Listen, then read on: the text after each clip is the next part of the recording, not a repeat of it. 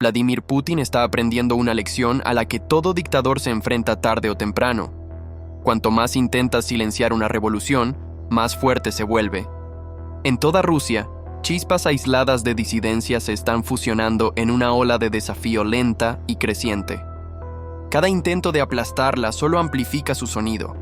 Los adolescentes están ahora en el centro de esta resistencia, y su arma no son las pistolas ni los eslóganes, es la música. Para Putin, eso hace que esta rebelión sea singularmente peligrosa. Sus sensores están luchando contra una generación que ya no les teme. Durante el último año, el Servicio Federal de Seguridad de Rusia, el FSB, ha arrestado a estudiantes, poetas e incluso músicos escolares bajo nuevas leyes anti-extremismo. Pero un caso destaca. Una banda adolescente de San Petersburgo, cuyas canciones han provocado lo que los iniciados del Kremlin llaman en voz baja el efecto Noah. La banda se llama Stop Time. Hace unos meses casi nadie había oído hablar de ellos. Eran solo un puñado de adolescentes actuando en plazas de la ciudad, rodeados de transeúntes curiosos y el sonido del tráfico. Sus canciones no eran abiertamente políticas. Eran sobre la pérdida, el miedo y el absurdo de morir por el poder, emociones que millones de rusos reconocen en silencio, pero que rara vez se atreven a expresar. Durante meses, el grupo tocó sin incidentes. Luego, una tarde de octubre, todo cambió. Esa noche, la cantante principal de la banda, Diana Laginova, de 18 años, conocida por sus fans como Noah, interpretó una canción que había sido prohibida en toda Rusia. La letra pedía un cambio, el fin del miedo, un momento de verdad. Mientras cantaba, la multitud comenzó a unirse. Alguien filmó la escena y la subió a internet. Por la mañana se había vuelto viral. A las pocas horas, la policía irrumpió sobre el grupo. El primer cargo fue contaminación acústica, una infracción menor que a menudo se usa para castigar a los artistas callejeros. Un tribunal de San Petersburgo sentenció a la banda a 13 días de cárcel. Pero al salir del centro de detención, los agentes estaban esperando en la puerta. Fueron arrestados de nuevo, esta vez por desacreditar al ejército, un delito penal que conlleva hasta 5 años de prisión. Para un grupo de adolescentes con guitarras, era un cargo absurdo. Sin embargo, reveló algo esencial. Putin no teme tanto a los ejércitos extranjeros o a las sanciones como a los jóvenes rusos que ya no creen en su historia. En una de sus últimas entrevistas antes del arresto, Noah habló en voz baja, pero con convicción. El arte es el único idioma en Rusia a través del cual puedes decir lo que piensas, dijo. Lo elegí y no quiero hablar ningún otro.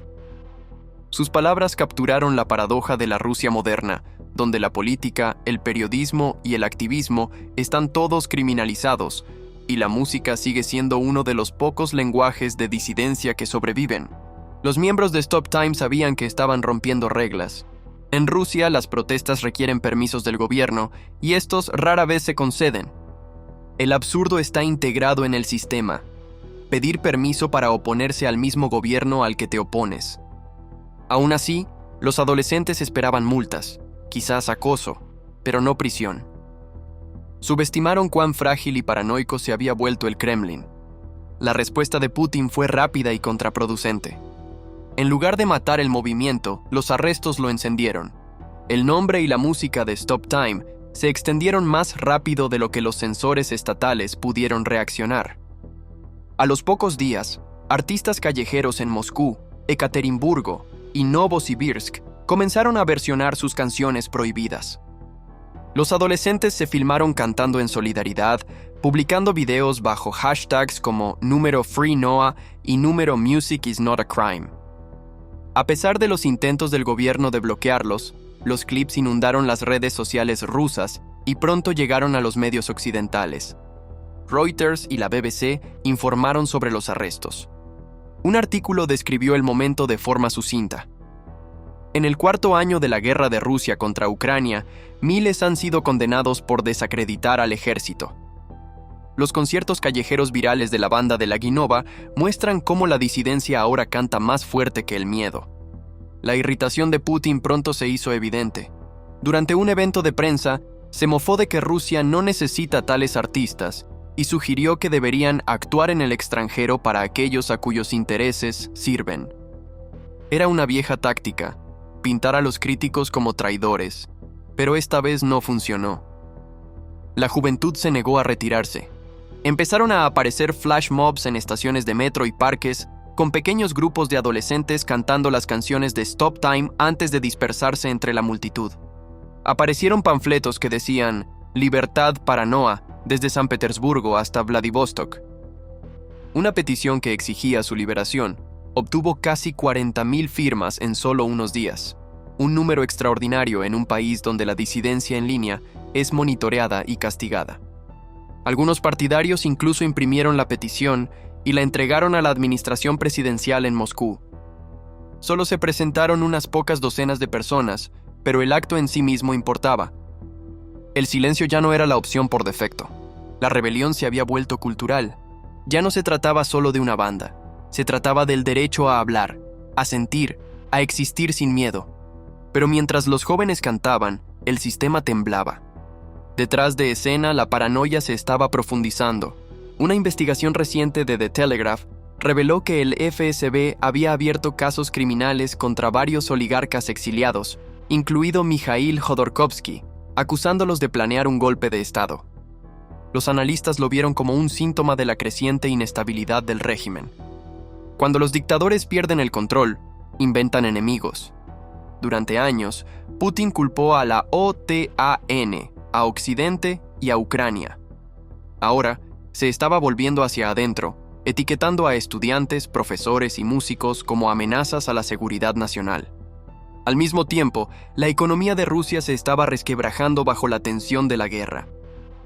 El Ministerio de Desarrollo Económico admitió discretamente que el país enfrentaba graves dificultades financieras. Los bancos se estaban acumulando casi $200,000 millones en préstamos incobrables, deudas vinculadas a industrias de defensa forzadas a expandirse más allá de la sostenibilidad. Los ataques de drones ucranianos habían dañado refinerías. Las sanciones estaban afectando las ganancias del petróleo. La inflación estaba subiendo, el rublo se estaba debilitando y las pequeñas empresas estaban colapsando. La historia muestra lo que sucede después. Cuando las dictaduras ya no pueden ofrecer prosperidad, ofrecen miedo. El Kremlin está haciendo exactamente eso. Funcionarios propusieron recientemente bloquear todas las llamadas telefónicas internacionales para proteger a los rusos de la influencia extranjera. En realidad, aislaría a los ciudadanos del mundo exterior y los empujaría hacia una nueva aplicación de comunicación controlada por el Estado llamada MAX. Incluso el Partido Comunista, tradicionalmente leal, se opuso, advirtiendo que la política castigaría a la gente común. Fue una pequeña pero reveladora señal de cuán lejos se había extendido la frustración, incluso dentro de las propias filas del régimen. Aún así, los arrestos continuaron. En una semana, 6 músicos más fueron detenidos por interpretar canciones críticas con el gobierno o expresar apoyo a Stop Time. Algunos fueron sacados de cafés, otros fueron llevados de sus hogares. Su crimen fue cantar. En comparación, en Estados Unidos y la mayoría de las democracias, nunca nadie ha sido encarcelado puramente por la letra de canciones. Ha habido casos en los que artistas se enfrentaron a un juicio por crímenes que describieron en canciones, pero las canciones en sí mismas nunca fueron la ofensa. En la Rusia de hoy, la canción por sí sola puede ser tratada como sedición.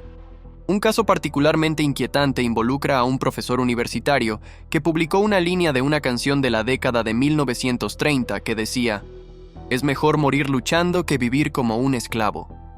Por eso fue arrestado y ha pasado más de un año esperando el juicio. Desde su jaula en la sala del tribunal, describió el absurdo. «Me acusan de intentar socavar el Estado con letras escritas hace casi un siglo. De alguna manera, una potencia nuclear tiembla ante un poema». Terminó su declaración citando las palabras de Pushkin a los pueblos pacíficos que aceptan sus cadenas. Su desafío resonó a través de las redes sociales rusas hasta que los censores eliminaron las publicaciones, pero no antes de que miles las hubieran compartido. Fue un recordatorio de que la lucha de Rusia contra la represión es cíclica. Cada generación produce nuevos disidentes y cada régimen repite el mismo error, creyendo que el miedo puede perdurar más que la verdad. Ahora ese miedo se está resquebrajando. Los jóvenes rusos no solo están desafiando las reglas de Putin, están redefiniendo lo que significa ser ruso. Nunca conocieron el caos de los años 90 o la riqueza impulsada por el petróleo de los 2000 que hizo que Putin pareciera invencible. Crecieron en línea, conectados con el mundo, conscientes de cómo funciona la libertad en otros lugares. Para ellos, la lealtad es opcional, la autenticidad lo es todo. Putin, que alguna vez fue el maestro del control de la información, no puede seguir el ritmo. Su máquina de propaganda fue construida para la televisión, pero esta generación vive en chats cifrados, videos cortos y memes que se propagan más rápido de lo que cualquier sensor puede eliminar. El Kremlin puede encarcelar a los cantantes, pero no puede borrar las canciones que millones ya conocen de memoria. Los politólogos a menudo dicen que los regímenes autoritarios colapsan lentamente y luego de golpe. Cada arresto, cada prohibición, cada mentira añade presión a las grietas. Y un día, esas grietas llegan a un punto de ruptura. En Rusia, la presión está aumentando. Una guerra que no se puede ganar en el extranjero, una economía que se debilita en casa y una generación que se niega a guardar silencio. Incluso pequeños actos de desafío, cantar en un metro, publicar una letra, citar a un poeta antiguo, se han convertido en declaraciones políticas. Así es como comienzan las revoluciones, no con ejércitos, sino con coraje compartido en público. El destino de Noah y Stop Time sigue siendo incierto. Sus juicios se prolongan en silencio, sus instrumentos confiscados, sus canciones prohibidas. Pero su impacto es innegable. Hace meses tocaron para docenas. Ahora han inspirado a millones. Su rebelión no se trata de derrocar a un gobierno, se trata de reclamar una voz. Afirma que incluso en un país que se ahoga en el miedo, todavía hay música, arte y verdad. Putin puede encarcelar a los cantantes, pero no la canción. Puede prohibir las letras, pero no el sentimiento. Cada adolescente que tararea su melodía en secreto socava el mito de su invencibilidad. Los dictadores no caen porque sean derrotados por enemigos en el extranjero. Caen cuando pierden el corazón de su gente. Eso ya está sucediendo. A pesar de todo su poder, Vladimir Putin ahora está luchando contra un enemigo al que no puede intimidar, silenciar ni controlar: la conciencia de una nueva generación. Y como muestra la historia, una vez que el miedo se desvanece, la tiranía comienza a desmoronarse.